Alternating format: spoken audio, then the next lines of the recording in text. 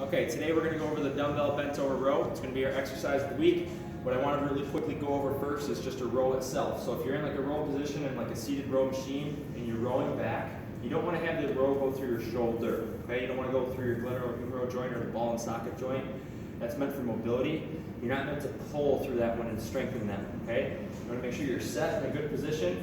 You're squeezing your shoulder blades together. You're retracting your shoulder blades. Your lats are engaged. Your core is tight.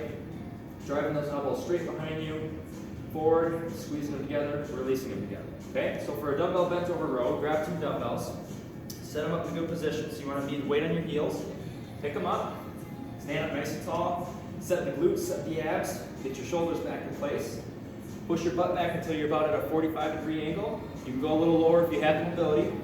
Keep the abs nice and tight. Now you're driving your elbows back. In this case, you're driving them towards the ceiling. Exhale, inhale, exhale, inhale. Chin stays tucked. You stay facing the floor. Okay? Pulling through each one, retracting those shoulder blades, coming back down, pulling up. Notice at the top of my row, my elbows aren't really going past my ribs. They're stopping at about right there. Okay? I'm not rowing way up here and having to go through my shoulders. Okay? So again, I'm nice and steady, pulling through. The next thing, you don't want those weights pulling you down. So you got to keep your core tight and pulled here. If that happens, you're probably too heavy and you're missing the main part of the exercise, which is the eccentric portion.